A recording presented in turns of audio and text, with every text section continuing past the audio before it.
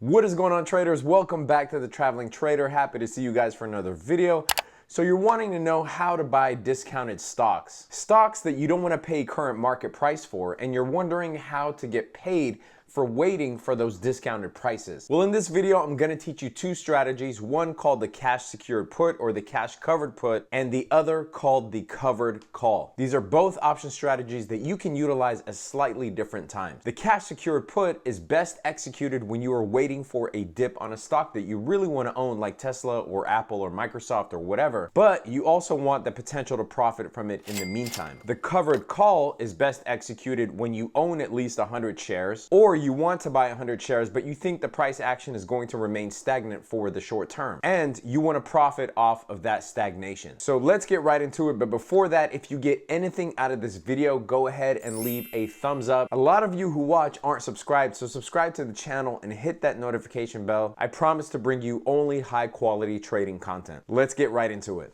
All right, guys, if you missed the boat on Tesla back when it was at the March lows, after the first earnings run up, after the second earnings run up, I sent out alerts for all of the stuff. By the way, link is in the description if you want access to our private trading group. I even went over the anatomy of a split and said that we will see a pre-split run up, and then after the split, we'll likely see a post-split depression. I feel bad for those that bought at the top near 500, but you live and you learn in this market. Anyway, I bought back Tesla at a retest of the 50 moving average, as I described in many videos before this. But let's just say that you don't own Tesla currently and you don't want to pay current market prices for it. Let's just say that you think that there will be a drop on Tesla's price. Currently it's trading at around $370. Well, what can you do in this case if you're waiting for lower prices but you want to get paid in the interim?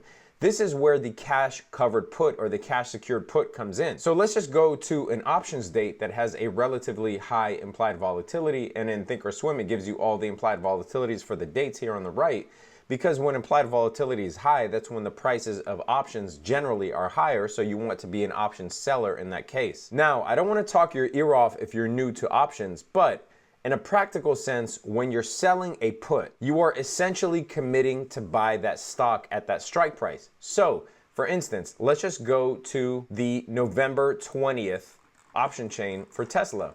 And let's just pick a put, obviously well below the current stock price, because we want to be buying discounted Tesla. So the current stock price is around 370. So let's just say we go to the 250 strike price on Tesla. So if we sold the 250 put on Tesla, essentially what we're telling the market is that we are committing to buy 100 shares of Tesla per contract if it hits 250. And we could see that the 250 put is selling for $11.70.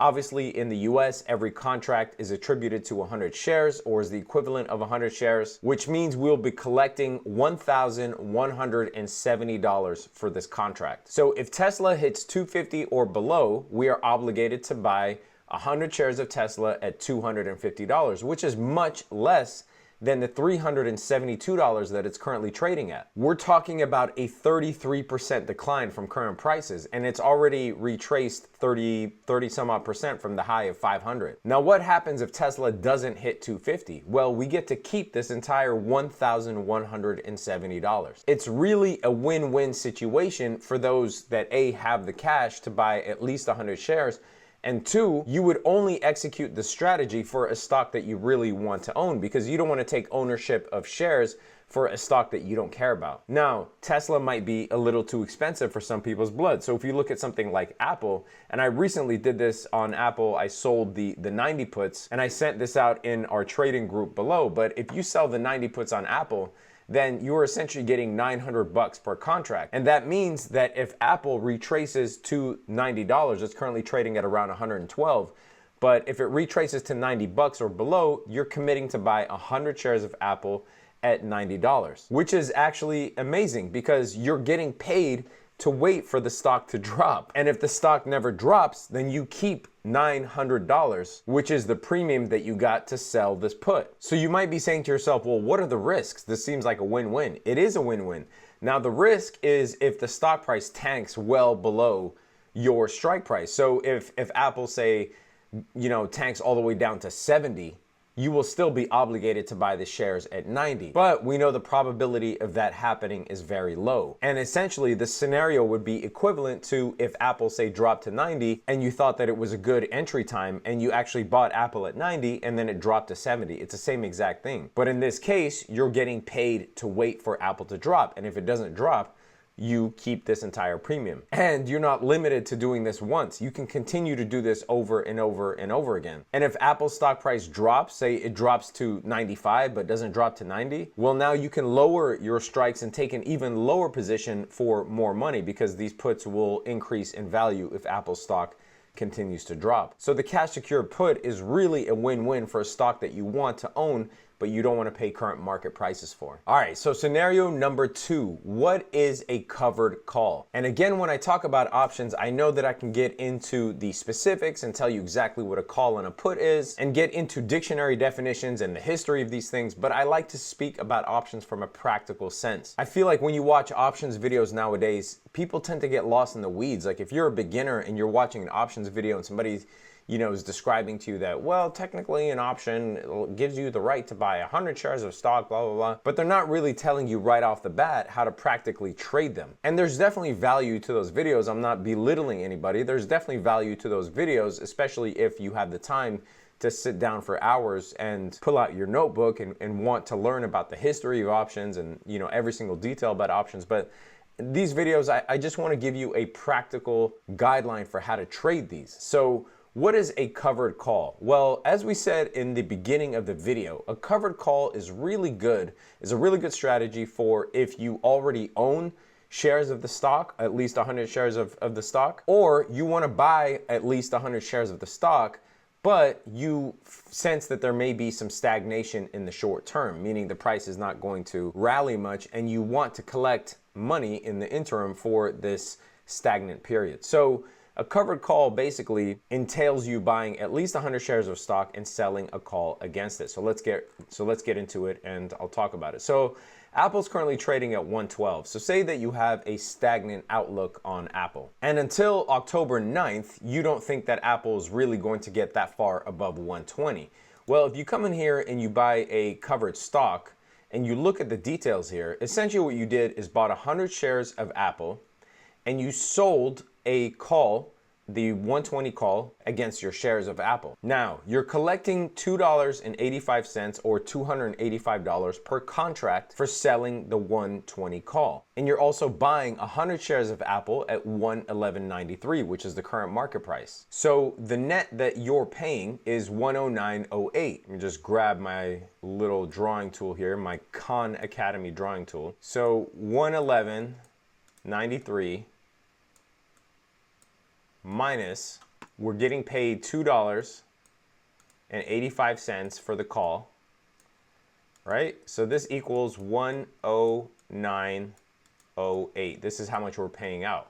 $109.08 per share times 100 shares is $10,908. Now, what happens if Apple doesn't hit 120? Well, you get to keep this entire amount, $285, right? And you have the 100 shares of Apple. Now, what if Apple goes above $120? Well, if Apple goes above $120, because you sold the call to somebody and you're giving them the right to buy Apple at $120, say Apple's now $125, well, you gave them the right to buy Apple at $120, but you own 100 shares of stock, right? Because we bought the covered stock. Well, you will end up having to sell your shares of Apple to the person that bought the call from you. But you're not really losing out because you bought Apple for $109.08. And now you're selling it for $120, right? Because that's the strike price. So you're actually making 120 minus 109.08. You're actually making, if my math is correct, $10.92 a share, or $1,092, and you give up your shares of stock, but you can always go back and buy it back on the market. But that's why this strategy isn't really if you're super bullish about Apple, but you feel like there might be some stagnation in the short term. And remember, this contract expires rather imminently. This is October 9th, so it's only 27 days away. Now, you would not employ this strategy if you were super bullish on Apple. You would either buy the stock, or you would sell a cash secured put, or you could sell a put vertical spread, or you can buy a call, but this video is not for that. But the covered call is not if you're super bullish on Apple. It's just that if you're expecting stagnation in the short term. And I should cover the other scenario where if the stock price drops below, 109.08, which is your break even, if the stock price drops below 109.08, then obviously you will lose money just as if you bought the stock at 109.08 and now the stock is 105. You lose the same amount of money. And at that point, you can just close your position and sell the shares if you want, or just hold on to the shares. But yeah, I hope this was helpful. All right, guys, I hope you got something out of this video. If you did, leave it a big fat thumbs up. Leave it in the comment section below. Let me know if you've ever employed one of these strategies or if you plan to. And if you have questions about options trading and want one-on-one training with me, I take a handful of people every month and we do one-on-ones over video conferencing. That link is in the description. If you want to join our private trading group where we have over 770 traders now, we talk stocks, options, crypto, strategies, watch lists, IPOs that are coming up, and everything in between. Sign up, link is in the description. Subscribe to the channel. If you haven't already, hit that notification bell. Stay safe out there, traders. Peace.